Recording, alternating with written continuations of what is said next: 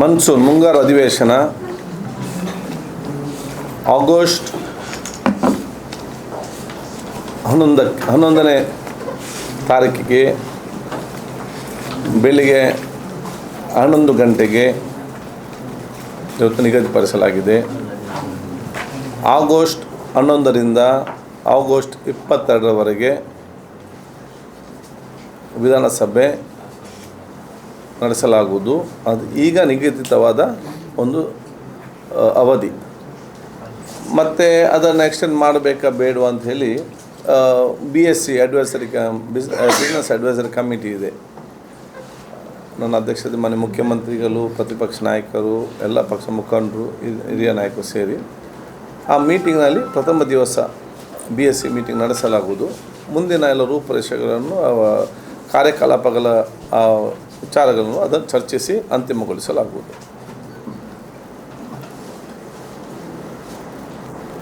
ಎರಡನೇದು,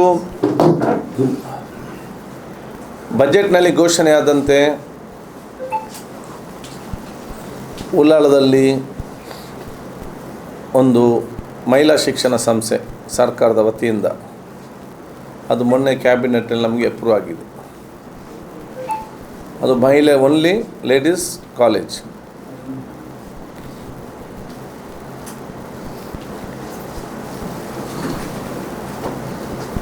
ಮೊನ್ನೆ ಮುಖ್ಯಮಂತ್ರಿ ತಮ್ಮ ಬಜೆಟ್ನಲ್ಲಿ ಘೋಷಣೆ ಮಾಡಿದರು. ಅದಕ್ಕೆ ಅದನ್ನು ಅಡ್ಮಿನಿಸ್ಟ್ರೇಟಿವ್ ಅಪ್ರೂವಲ್ ಮಾಡಿ ಡಿಪಾರ್ಟ್ಮೆಂಟ್ ಮುಖಾಂತರ ಯಾವ ರೀತಿ ಮಾಡಬೇಕಂತ ಅಲ್ಲಿ ಆಲೋಚನೆ ಮಾಡಿ ಅದನ್ನು ಕ್ಯಾಬಿನೆಟ್ ಅಪ್ರೂವ್ ಮಾಡಿದೆ. ಈ ವಸತಿ ಹಾಸ್ಟೆಲ್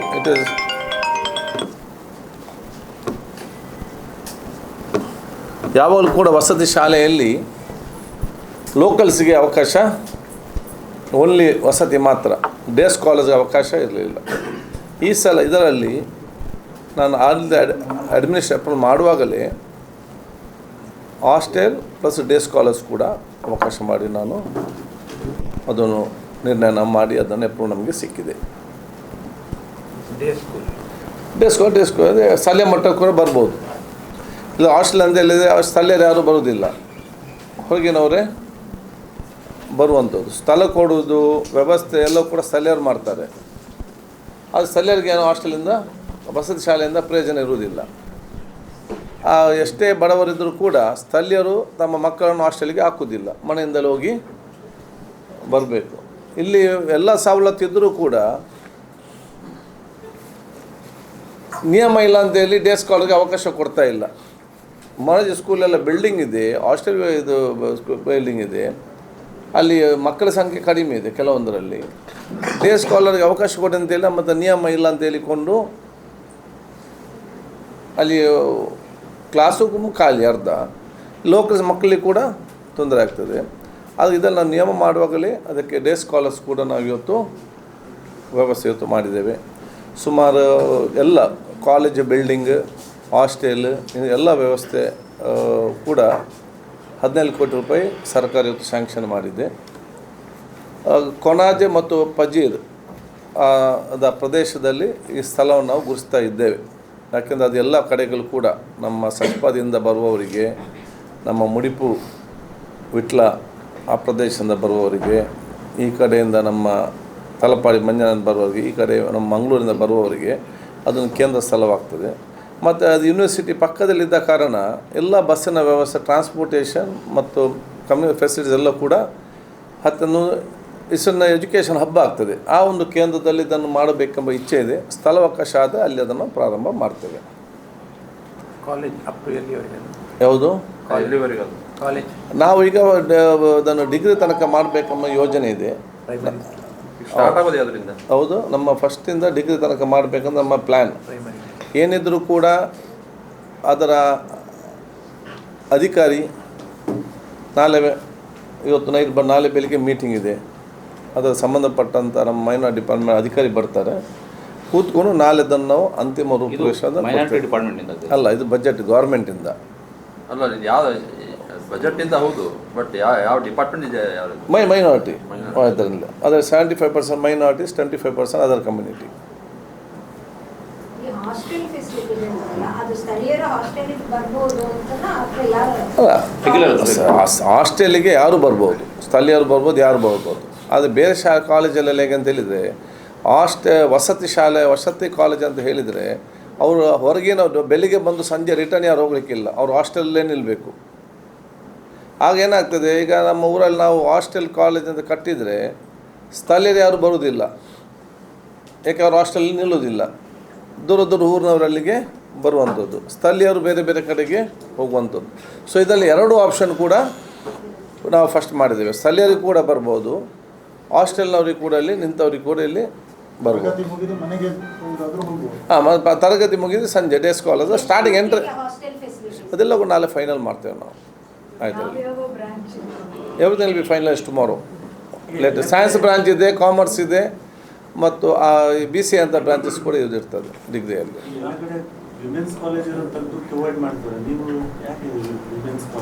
ಯಾವುದು ಎಲ್ಲಿ ಒಂದೊಂದು ರೀಸನ್ ಇರ್ಬೋದು. ಈಗ ಮಹಿಳೆಯರಿಗೆ ಉತ್ತಮವಾದ ಶಿಕ್ಷಣ ಎಂಬ ವ್ಯವಸ್ಥೆಯಿಂದಾಗಿ ಅವರಿಗೆ ಅದರದೇ ಒಂದು ವಿಶೇಷವಾದ ತರಬೇತಿಗೆ ಸಂಬಂಧಪಟ್ಟಾಗೆ ಮಹಿಳೆ ಹೇಗೆ ಸಬಲೀಕರಣಗೊಳ್ಬೋದು, ಹೇಗೆ ಅವರ ಎಜುಕೇಷನ್ ಇಂಪ್ರೂವ್ ಮಾಡ್ಬೋದು, ಅದಕ್ಕೆ ಈಗ ನಮ್ಮ ಜೆಂಟ್ಸ್ ಕಾಲೇಜ್ ಕೋಯೆಡ್ ಕಾಲೇಜ್ ಇದೆ ನಮ್ಮಲ್ಲಿ, ನಮ್ಮ ಉಡುಪಲ್ಲಿದೆ, ಹರೇಕಳದಲ್ಲಿದೆ. ಈಗ ನಾವು ದೇರ್ಲಕಟ್ಟೆಯಲ್ಲಿ ಮುಂಚೆ ಇದ್ದ ಕೋಯೆಡನ್ನು ಈ ಸಲ ಓನ್ಲಿ ಲೇಡೀಸ್ ಅಂತ ನಾವು ಮಾಡಿದ್ದೇವೆ, ಅಲ್ಲಿ ಪಬ್ಲಿಕ್ ಡಿಮಾಂಡ್ ಬಂದ ಕಾರಣ.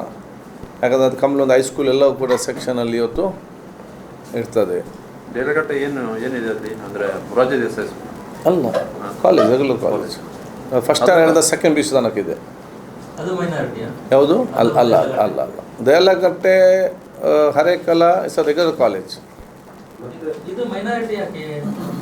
ಯಾವುದು ಇಲ್ಲ, minority is department only. 25% it's a majority, 70% only minority. ಅದೇ ಆಯಿತು. ಯಾವುದು ಅಲ್ಲ, ಅದಂತ ನೆಕ್ಸ್ಟ್ ಕ್ವಶನ್ ಅಲ್ಲ, ಒಂದು ಡಿಪಾರ್ಟ್ಮೆಂಟ್ಸ್ ಮಾಡ್ತಾರೆ. 5ರಲ್ಲಿ ಬರುವವರೆಗೆ ಅದು 70% ಅಲ್ಲಿ 1,000 ಸೀಟ್ ಇರುವುದಿಲ್ಲ. 60 ಒಂದು ಕ್ಲಾಸಲ್ಲಿ 60 ಸೀಟ್ ಇದ್ದರೆ 60 ಸೀಟಲ್ಲಿ 75 ಅಂತ ಎಷ್ಟಾಯಿತು, 25 ಅಂತ ಎಷ್ಟಾಯಿತು, 50ಅಲ್ಲಿ 75 ಅಂತ ಹೇಳಿದರೆ ನಮಗೆ ಬರುವುದೆಷ್ಟು, 35 5ರಲ್ಲಿ ಅಷ್ಟೇ. ಇದನ್ನು 20-30 ಅಷ್ಟೇ ಆಗುವಂಥದ್ದು, 30-15. ದೇರ್ಲಕಟ್ಟೆ ಅದು first standard to second PUC ತನಕ ಕೂಡ ಇದೆ ಅದರಲ್ಲಿ. ಅದನ್ನು ಎಷ್ಟು ವರ್ಷ ಆಯ್ತು ಅದು? 2 ವರ್ಷ. ಅದನ್ನು ಈಗ ಈ ವರ್ಷದಿಂದ ಹರೇಕಳದಲ್ಲಿ ಬೋತ್ ಇದೆ, ಬಾಯ್ಸ್ ಆ್ಯಂಡ್ ಗರ್ಲ್ಸ್. ಮೊಂಟೆಬಾದವ್ನಲ್ಲಿ ಬೋತ್ ಇದೆ, ಬಾಯ್ಸ್ ಆ್ಯಂಡ್ ಗರ್ಲ್ಸ್. ಮೊಂಟೆಬಾದವ್ ಇದೆ ಅಲ್ವಾ ಅದು KP ಅಂತ ಕರ್ನಾಟಕ? ಹೌದು, ಇಲ್ಲ ನೋಡಿ ಇದೆಲ್ಲ ನೀವು ಹೇಳ್ತಿರೋದು ಈಗ ದೇರ್ಲಕಟ್ಟೆ ಕರ್ನಾಟಕ ಪಬ್ಲಿಕ್ ಸ್ಕೂಲ್ ಅಲ್ಲ, ಇನ್ನು ಮುಂದಕ್ಕೆ ಆಗ್ತದೆ. ಹರೇಕಳ ಕರ್ನಾಟಕ ಪಬ್ಲಿಕ್ ಸ್ಕೂಲು ಒಂದಾದದ್ದು ನೋಡಿ. ಮೊಂಟೆಬಾದವ್ ಶಾಲೆ ಇಟ್ಸ್ ಎ ಮಾಡೆಲ್ ಸರ್ಕಾರಿ ಶಾಲೆ, ಮತ್ತು ಕುರ್ನಾಡು ಕೂಡ ಮೋರ್ ದೆನ್ 1300 ಸ್ಟೂಡೆಂಟ್ಸ್ ಇದ್ದಾರೆ ಆ ಸರ್ಕಾರಿ ಶಾಲೆಯಲ್ಲಿ. ಅದು ಊರವರ ಎಲ್ಲರ ಸಹಕಾರ ಮತ್ತು ಸರ್ಕಾರ ಸಹಕಾರ ಮುಖಾಂತರ ಆದಂಥ ಮತ್ತೆ ಪಬ್ಲಿಕ್ ಸ್ಕೂಲ್ ಆಯಿತು. ಕೋವಿಡ್ ಟೈಮಲ್ಲಿ ಬಹುತೇಕ ಇಲ್ಲಿಂದ ನಮ್ಮ ಪ್ರೈವೇಟ್ ಶಾಲೆಯಿಂದ ಜನಸಮ್ಮೇಳನ ಇಲ್ಲಿ ತಂದು ಹಾಕಿದರು. ಇಲ್ಲಿ ಊರವರೇ ಫಸ್ಟ್ ಇಂಗ್ಲೀಷ್ ಮೀಡಿಯಮ್ ಸ್ಟಾರ್ಟ್ ಮಾಡಿದರು 5ರಲ್ಲಿ. ಈಗ ನಾನು ಗೌರ್ಮೆಂಟಿಂದ ಬೈ ಲ್ಯಾಂಗ್ವೇಜ್ ನಾನು ಸ್ಯಾಂಕ್ಷನ್ ಮಾಡಿಸಿದ್ದೇನೆ. More than 14 teachers are from the betterment committee, best education ಆ ಕ್ಯಾಂಪಸ್ನಲ್ಲಿ. ಇಲ್ಲಿ ಕೂಡ ಅಷ್ಟೇ. ಸೊ 1000 ಮಕ್ಕಳಿದ್ದಾರೆ ದೇರ್ಲಕಟ್ಟೆಯಲ್ಲಿ. ಅದು ನಾವು ಫಸ್ಟ್ ಸ್ಟ್ಯಾಂಡ್ 10ಗೆ ನಾವು ಸ್ಟಾರ್ಟ್ ಮಾಡಿದ್ದೇವೆ. ದಿಸ್ ಮೇ ಬಿ ಅದಕ್ಕೂ KPSC ಆಗುವಂಥ ಚಾನ್ಸಸ್ ಇದೆ.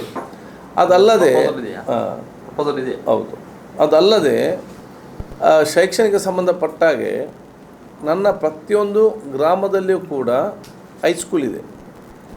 ಒಂದು ಸರ್ಕಾರಿ ಗೌರ್ಮೆಂಟ್ ನಮಗೆ ಹೈಸ್ಕೂಲ್ ಇದೆ, ಅಥವಾ ನಾವು ಮೌಲಾನಾ ಆಜಾದ್ ಹೈಸ್ಕೂಲನ್ನು ನಾವಲ್ಲಿ ಪ್ರಾರಂಭ ಮಾಡಿದ್ದೇವೆ. ಈ ಸಣ್ಣ ಕ್ಷೇತ್ರದಲ್ಲಿ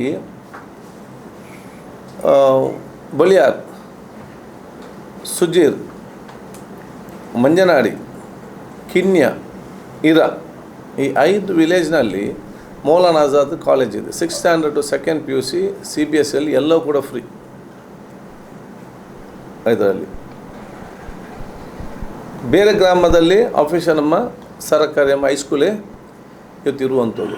ಸೊ ಶಿಕ್ಷಣಕ್ಕೆ ಡೆವಲಪ್ಮೆಂಟ್ ಜೊತೆಯಲ್ಲಿ ಶೈಕ್ಷಣಿಕವಾದ ಎಷ್ಟೆಲ್ಲ ಸಂಸ್ಥೆಗಳು ನಮಗೆ ಪ್ರಾರಂಭ ಮಾಡ್ಬೋದಾ ಅಷ್ಟು ಸಂಸ್ಥೆ ನಾವು ಇವತ್ತು ಪ್ರಾರಂಭ ಮಾಡಲಿಕ್ಕೆ ಇದ್ದೇನೆ.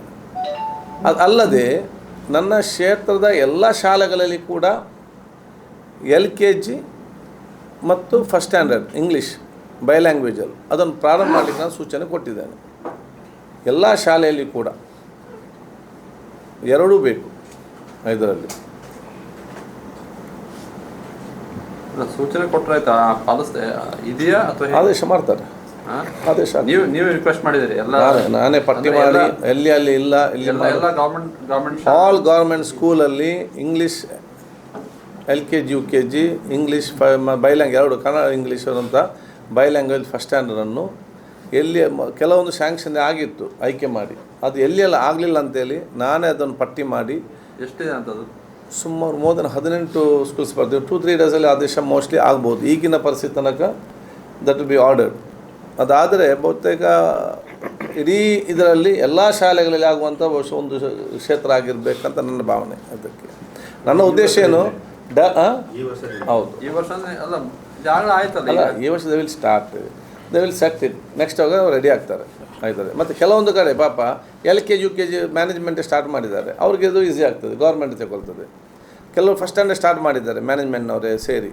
ಇದರಲ್ಲಿ ಆಲ್ರೆಡಿ ಎಲ್ಲಿಯೆಲ್ಲ LKG ಮತ್ತು UKGಯಲ್ಲಿ ಮತ್ತು 1st ಸ್ಟ್ಯಾಂಡರ್ಡಲ್ಲಿ ನಾವು ಇಂಗ್ಲೀಷ್ ಮತ್ತು ಕನ್ನಡ ಮೀಡಿಯಮ್ ಜೊತೆಯಲ್ಲಿದೆ, ಎಲ್ಲ ಕಡೆ ಕೂಡ ವಿದ್ಯಾರ್ಥಿಗಳ ಸಂಖ್ಯೆ ಜಾಸ್ತಿ ಆಗಿದೆ. ಎಲ್ಲ ಕಡೆ ಈ ಶಿಕ್ಷಕರು ಇಲ್ಲ, ನೇಮಕಾತಿ ಆಗ್ತಾ ಇಲ್ಲ ಅಲ್ವಾ? ಈ ಹೆಚ್ಚಿನ ಶಾಲೆಗಳಲ್ಲಿ ಪ್ರೈವೇಟ್ ಆಗಿ ಅಲ್ಲ, ಅದೇ ಹೇಳಿದಲ್ಲ ನಾವು 13 ಜನ ನಾವು ಶಿಕ್ಷಕರ ಮಕ್ಕಳ ಸಂಖ್ಯೆ ಜಾಸ್ತಿ ಆದಾಗ ಮೊಂಟೆಬದಲ್ಲಿ 13 teachers from the betterment committee, 13 teachers. ಇದರಲ್ಲಿ ನಮಗೇನು ಮಕ್ಕಳಿಗೆ ಗೌರ್ಮೆಂಟ್ ಟೀಚರ ಪ್ರೈವೇಟ್ ಟೀಚರ ಮಕ್ಕಳಿಗೆ ಕಲಿಸಿದ್ರೆ ಆಯ್ತಲ್ಲ ಅಷ್ಟೇ. ಮಕ್ಕಳು ಶಿಕ್ಷಣ ಬರೆದು ಅಲ್ಲ, ನಮ್ಮ ಬೆಟರ್ಮೆಂಟ್ ಕಮಿಟಿ ಅವ್ರು ಮಾಡ್ತಾರೆ. ಮತ್ತು ಗೆಸ್ಟ್ ಲೆಕ್ಚರ್ನ ಕೊಟ್ಟು ಅಲ್ಲಿ 5 ಗೆಸ್ಟ್ ಲೆಕ್ಚರ್ ಇದೆ ಮೊಂಟೆಬದ ಮಕ್ಕಳ ಸಂಖ್ಯೆಗೆ ಅನುಗುಣವಾಗಿ ಗೆಸ್ಟ್ ಲೆಕ್ಚರ್ ಕೊಡ್ತಾರೆ. ಇದು ಇಲ್ಲ ಕಡಿಮೆ ಇದ್ದರೆ ಅದಕ್ಕಿಂತ ಹೆಚ್ಚು ಬೇಕು. ಹೆಚ್ಚು ಬೇಕಾದಾಗ ಮ್ಯಾನೇಜ್ಮೆಂಟ್ನವರು ಬೆಟರ್ಮೆಂಟ್ ಕಮಿಟಿಯವರು ಸೇರಿ ಹಾಕಿದ್ದಾರೆ. ಅದಕ್ಕೆ ನಾನು ಹೇಳುವಂಥದ್ದು, ಊರವರು, ಶಿಕ್ಷಕ ವರ್ಗದವರು, ಜನಪ್ರತಿನಿಧಿಗಳು ಒಟ್ಟು ಸೇರಿದಾಗ ಆ ಎಲ್ಲ ಶಾಲೆಗಳು ಮಾದರಿ ಶಾಲೆ ಆಗ್ತದೆ ಎಲ್ಲ ಕಡೆ. ಈಗ ನಿಮ್ಮ ಕ್ಷೇತ್ರದಲ್ಲಿ ಈಗ ಅದರ ಜೊತೆ ಇನ್ನೊಂದು ಅಲ್ಲ 18 ಶಾಲೆಗಳು ಪ್ರಪೋಸಲ್ ಸ್ಟಾರ್ಟ್ ಮಾಡಬೇಕು ಅಂತ ಹೇಳಿದ್ವಿ. ಮೋರ್ ದೆನ್ 18 ಎಷ್ಟಿದೆ ಈಗ ಅಂತ? ಎರಡು ಬಹುತೇಕ ಒಂದು 8 ಶಾಲೆಯಲ್ಲಿದೆ ಬೈ ಲ್ಯಾಂಗ್ವೇಜ್ ಆಗಿ. ಕೆಲವೊಂದು ಕಡೆ LKG UKG ಪ್ರಾರಂಭ ಆಗಿದೆ, ಕೆಲವು ಶಾಲೆಯಲ್ಲಿ LKG UKG ಇಲ್ಲ, 1st stand English medium start ಆಗಿದೆ.